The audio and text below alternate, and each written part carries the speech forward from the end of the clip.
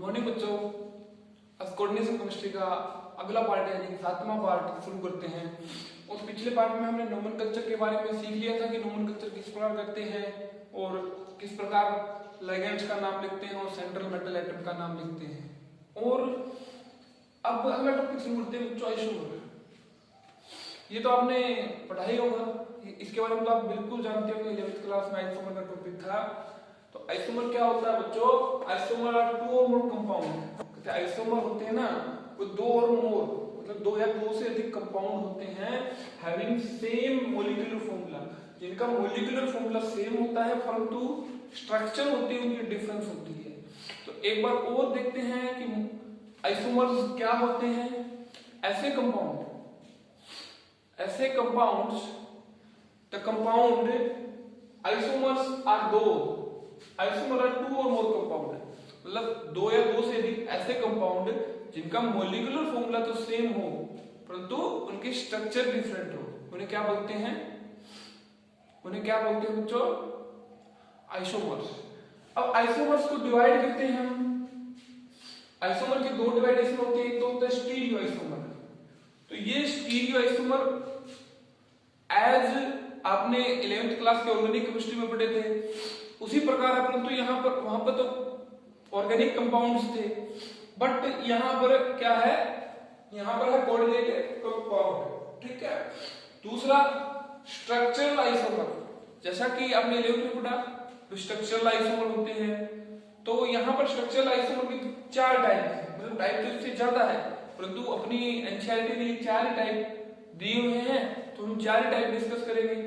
कौन सा टाइप किस प्रकार होता है? पहला होता है लिंकेज आइसोमर, समझ गए?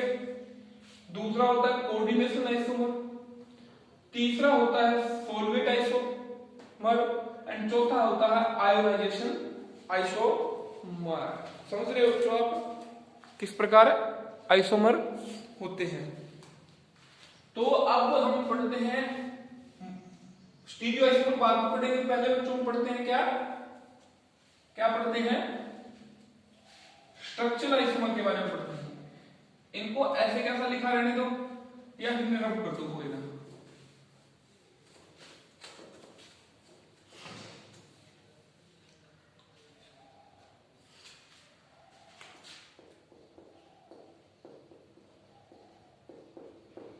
आयोनाइजेशन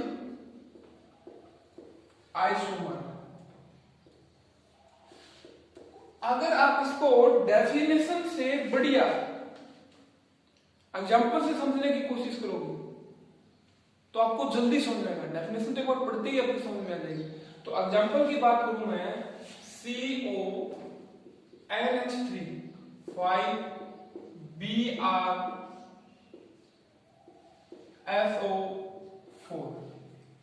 ठीक है। तो पहले तो बच्चों आप इसका नाम बताओ मेरे को क्या होता है। आपको बताया हुआ है अगर ये पॉजिटिव है ये नेगेटिव है तो पहले नाम किसका होगा? पहले नाम इसका लिखेंगे, कैटायन का पहले लिखते हैं। और कैटायन में अब कोऑर्डिनेशन स्फीयर आ गया, तो कोऑर्डिनेशन स्फीयर में हम क्या करेंगे? लिगेंड्स का पहले नाम लिखेंगे अकॉर्डिंग टू अल्फाबेटिकल ऑर्डर। तो इसके नाम की बात करूं तो पेंटा अमीन ब्रोमो कोबाल्ट। ऑक्सीडेशन स्टेट बच्चों कितनी है यहाँ पर? अगर ये नेगेटिव चार्ज है, ठीक है, और ये इस पे 2 नेगेटिव चार्ज होता है सल्फेट के ऊपर। कैसे? सल्फेट के ऊपर स्ट्रक्चर सल्फेट की ऐसे नहीं होती, शायद मैंने आपको बताई थी इसमें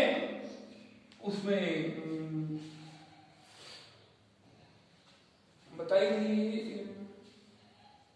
फ्लेक्सिलेटेड लिगेंड में, मतलब 2 यूनिट नेगेटिव चार्ज हो गया तो ऑक्सीडेशन स्टेट +3 होगी, तो +3 लास्ट में सल्फेट। ये तो आप सीख गए।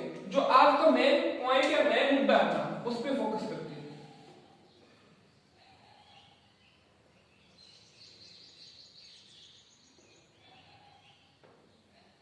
ठीक है। अब इसका मैं अगला आइसोमर दिखाता हूं।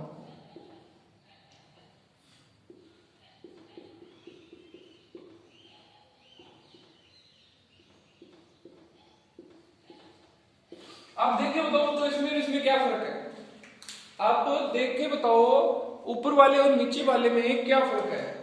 आप देखोगे कि ये ब्रोमीन बाहर चला गया, मतलब ये इंटरचेंज हो गया। तो बच्चों इसके इंटरचेंज होने से, मतलब इसके इंटरचेंज होने से क्या फर्क पड़ेगा, आपको पता है जो आयन कोऑर्डिनेशन स्फीयर के बाहर होगा वो सॉल्यूशन के अंदर अपनी आइडेंटिटी देगा, उसे ही तो हम क्या बोलते हैं, तो उसे ही तो हम क्या बोलते हैं, उसे ही तो हम कॉम्प्लेक्स कंपाउंड बोलते हैं। और इस कंपाउंड के अंदर ब्रोमीन पानी के अंदर अपनी आइडेंटिटी देगा।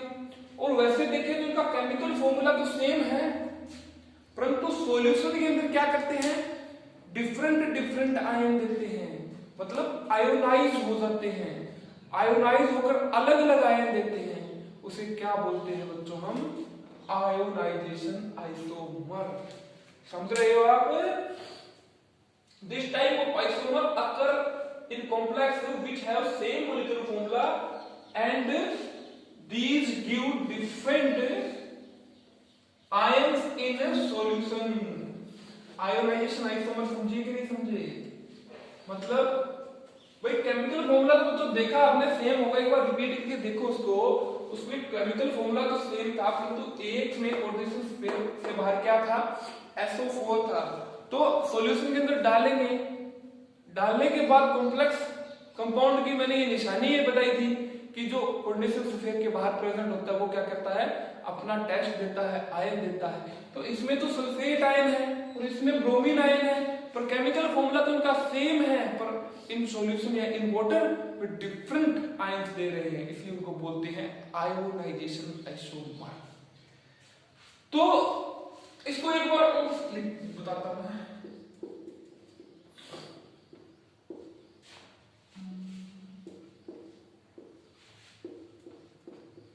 अब बच्चों एक बात बताओ, मेरे को इसकी आइडेंटिफिकेशन करनी है, आइडेंटिफिकेशन करनी है तो कि Br बाहर है कि SO4 बाहर है। अगर मैं रिएक्शन इसकी Ag पॉजिटिव से करवा दूं या फिर इसकी रिएक्शन Ba2 पॉजिटिव से करवा दूं, अगर सल्फेट आयन बाहर होगा तो इसके साथ रिएक्शन करेगा। क्यों? इनका कंपाउंड स्टेबल बनता है, आप देखना अपने बुक के अंदर लिखा हुआ। और क्या करता है ये, BaSO4 PPT बनाता है। अगर सल्फेट आयन बाहर है और रिएक्शन हमें Ba2 पॉजिटिव से करवा दे या फिर BaCl2 से करवा दे, BaCl2 से करवा दे तो BaSO4 PPT बनाता है बच्चों। अगर PPT बन गई और वो भी PPT बन गई तो क्या करेंगे, वो डिस्टिंग्विश हो जाएगा कि नहीं हो जाएगा, और उस PPT का कलर भी होगा, उस PPT का कलर भी होगा। तो आप बता सकते हो कि नहीं बता सकते, अगर सल्फेट आयन बाहर है उसकी रिएक्शन BaCl2 से करवाते हैं तो ही PPT बनेगी। समझ गए आप? अगर बाई चांस ब्रोमीन आयन बाहर है तो उसकी Ag के साथ रिएक्शन करवा दो पॉजिटिव के साथ, तो AgBr क्या देता है, PPT देता है कि नहीं देता। तो इस तरीके से इनको हम डिस्टिंग्विश कर सकते हैं, पता लगा सकते हैं अलग अलग कौन सा आइसोमर है, कौन सा आयन अब बाहर है, कौन सा आयन अब बाहर है। समझ गए आप? ठीक है।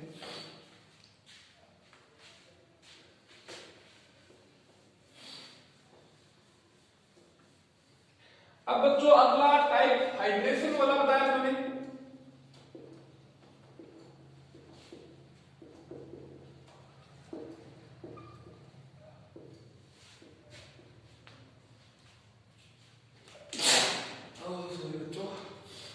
ठीक है, हाइड्रोजन वाला बताया था बच्चों ने। हाइड्रोजन में हाइड्रोजनेशन में कोई खास टॉपिक वाली बात नहीं है। इसमें क्या होता है चलो मैं बताता हूं आपको।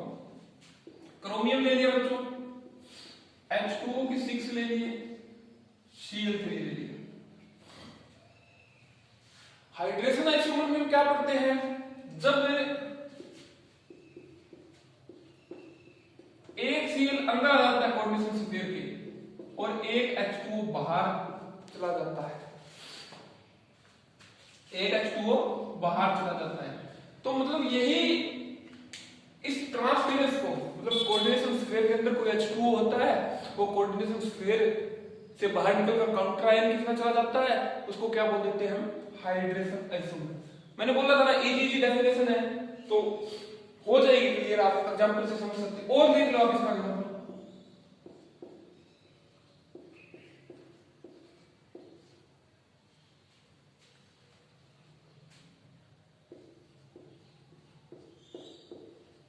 ये भी इसका एग्जांपल है।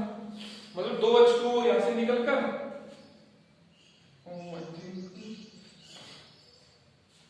दो H2O बाहर निकल गए तो दो क्लोरीन अंदर ले लिए मैंने। और भी एग्जांपल ले सकते हो बच्चों इसका, और भी देखो आप,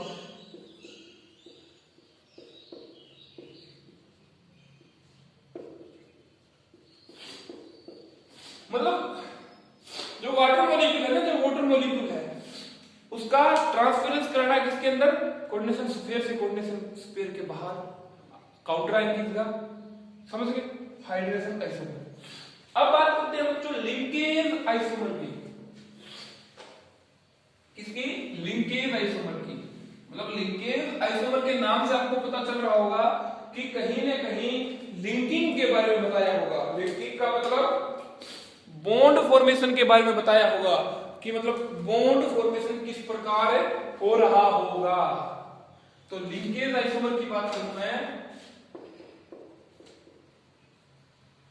लिंकेज आइसोमर, तो लिंकेज आइसोमर में बात करूं तो बच्चों आपको मैं एक बात याद दिलाना चाहता हूं, आप एम्बिडेंट लिगेंड को याद कर लो। एम्बिडेंट लिगेंड कौन सा लिगेंड होता था, वो लिगेंड जिसके पास एक टाइम पर दो डोनर एटम प्रेजेंट होते थे, दोनों के दोनों एबिलिटी रखते थे कि वो मेटल को अपना लोन पे डोनेट कर सके, परंतु एट ए टाइम, एक टाइम पर उनमें से कोई एक लिगेंड आगे जाता, बोला भाई मैं पहले डोनेट कर देता हूं, तो उसको हम बोलते हैं एम्बिडेंट लिगेंड। तो उसका एग्जांपल जो मैंने HCl बताया था, Cl बताया था सीधा, बताया था CO बताया था सीधा, क्यों, यहां पर कार्बन के पास भी लोन पेयर है और यहां पर ऑक्सीजन के पास भी लोन पेयर है, समझ रहे हो आप। NO2 बताया था, नाइट्रोजन के पास भी लोन पेयर है और ऑक्सीजन भी डोनेट कर सकता है। तो ये होते हैं एम्बिडेंट लिगेंड। तो इसको एग्जांपल से समझते हैं लिंकेज आइसोमर क्या होता है।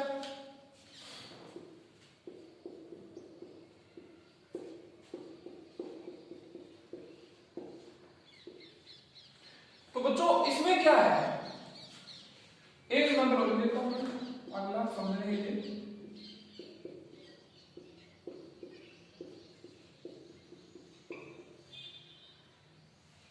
अब देखो इसको आप, इसमें तो बच्चों ऐसा लिखता हूं तो N की लिंकिंग इसके साथ है, ठीक है, और ऐसा लिखता हूं तो O की लिंकिंग इसके साथ है। आप देखो ये केमिकल फॉर्मूला तो सेम है, परंतु बॉन्डिंग तो डिफरेंट है कि नहीं। अगर बॉन्डिंग डिफरेंट हो गई तो बच्चे बॉन्ड स्ट्रेंथ, मतलब यार एक तो N अपना कोबाल्ट के साथ बॉन्ड बनाए, एक ऑक्सीजन अपना कोबाल्ट के साथ बॉन्ड बनाए, तो दोनों की ताकत तो अलग अलग होगी कि नहीं होगी। अगर बच्चों बॉन्ड की ताकत अलग हो गई तो क्या होगा, कंपाउंड भी अलग होगा। भाई ये बाई चांस मान के चलो 10 किलो जूल में टूट जाता है, फिर ये दूसरा 20-30 किलो जूल में टूटता है, तो भाई इतनी एनर्जी, और मतलब ये ऊपर वाला 10 किलो जूल एनर्जी में बॉन्ड टूट जाता है। कौन सा, ये बॉन्ड मान के चलो अगर ये 30 किलो जूल में टूटता है तो क्या पता ये हो कि 30 किलो जूल में, क्या पता ये हो कि 30 किलो जूल में साथ ये भी टूटता हो। तो कोबाल्ट तो खत्म हो गया, ओनली कोबाल्ट बचा कि नहीं बचा, और इसमें 10 किलो जूल दिया कि ये टूटा, तो भी कंपाउंड भी डिफरेंट हो गया, तो इसे हम आइसोमर बोल सकते हैं। तो लिंकेज आइसोमर क्या होते हैं, लिंकेज आइसोमर वो आइसोमर होते हैं बच्चा जिसमें क्या होता है कि ambient ligand different donor atom से बॉन्ड बनाते हैं और कंपाउंड की प्रॉपर्टी को चेंज कर देते हैं, are known as linkage isomer. समझ रहे हो कि नहीं समझ रहे? लिंकेज आइसोमर क्या होते हैं। अब अगला और लास्ट देखो, कोऑर्डिनेशन आइसोमर। भाई कोऑर्डिनेशन नाम आ गया तो अब तो कोऑर्डिनेशन बॉन्ड में हेरफेर होगी।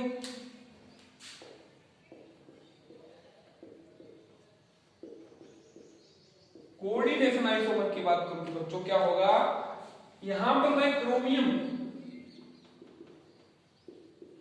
ये ले लिया, सॉरी 3 ले लो ना, 3 6 हाँ सही।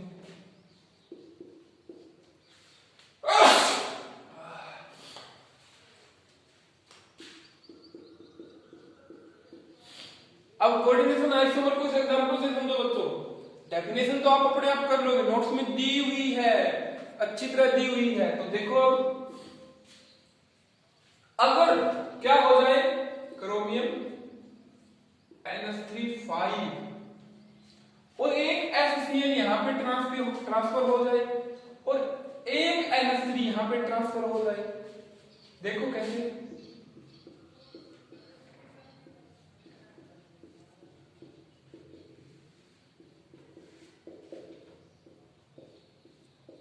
ऐसे इस चीज को बच्चा हम बोलते हैं क्या, कोऑर्डिनेशन आइसोमर। आपके नोट्स में अच्छे से दिया हुआ है, नोट्स के साथ साथ आप अपनी एनसीईआरटी को कवर कीजिए और एनसीईआरटी के क्वेश्चन सोल्व कीजिए। क्या अगर सोल्व नहीं किए तो करो बच्चों इसको सोल्व, ताकि आपको आगे कोई दिक्कत ना आए। अगर कोई प्रॉब्लम आती है तो मेरे को बताओ। वीडियो को शेयर करो, लाइक करो और चैनल को सब्सक्राइब करो। Thank you.